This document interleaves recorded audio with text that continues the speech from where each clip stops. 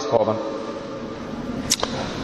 waxaan masaajid in sheekhu darsi ka aqrinayo maka ka dhigaysay qisadu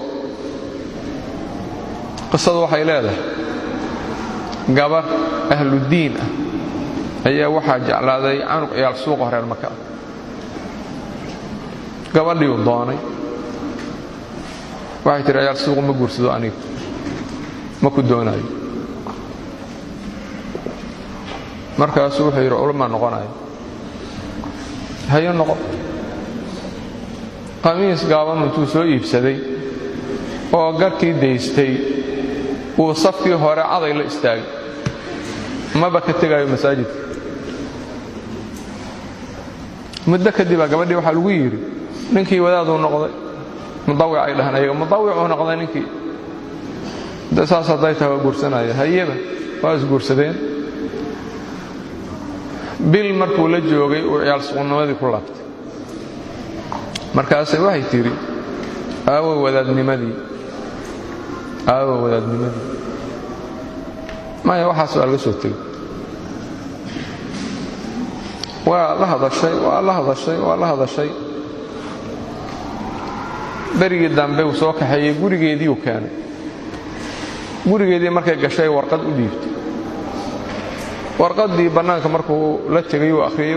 waxay leedahay mar dambe ha ii iman taasay warqad ugu qortay mar dambe ha ii iman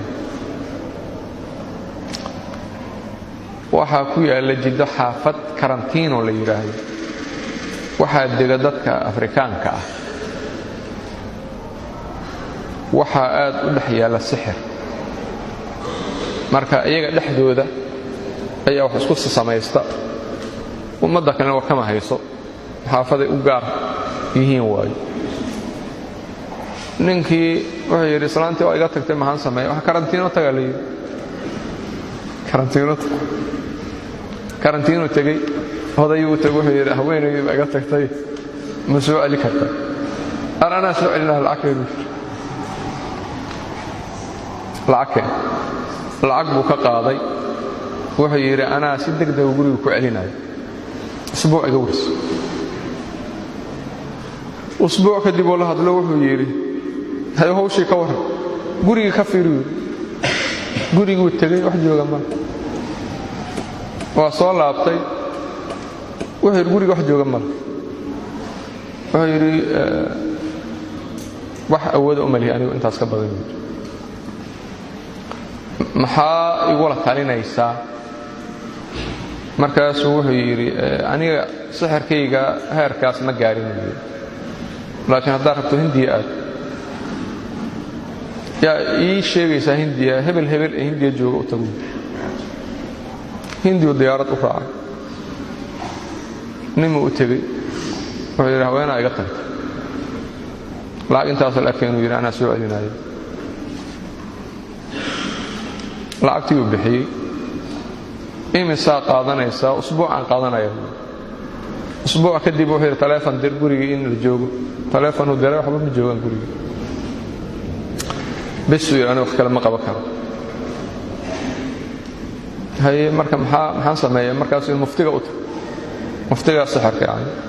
shaydaanku weyn sixirka way hagu jooga meel hebel jooga ninkii u tagay arintaas aan rabaa weey lacagihii laga qaadi jiray show lacag aad uga badan iyo ka dalbay lacag intaas la keen buu lacagtii uu ka qaaday usbuuc ay warsi usbuuc markii dhamaatay buu u tagay ninkii waa xanaaqsan war maxaa jira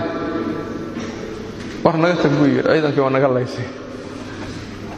ee suuq baata ciidankiina waa dhamaysay oo maxaa jira 100,000 ciidan gaarahan garuu yiri wax ka soo noqdana ma laha oo maxaa ku dhacay guriga gabadho ay joogto suuratul baqara lagu akhriyaa ciidankaygii oo dhanna gamba laga dhigay khasaaradan ay soo geysay khasaaradii geysatay taas ku yiri marka quraan akhriisiina ku sii ordin haweenku ee guriyooda suuratul baqara intay bartaan ha ku akhristaan bas quraan akhrisan tagay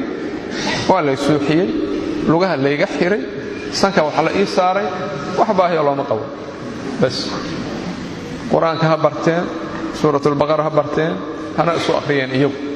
guryahoodana ha ku akhriyeen hana ka saareen asbaabaha shayaadiinta soo jiida هذا وبالله التوفيق وصلى الله وسلم على نبينا محمد وعلى اله وصحبه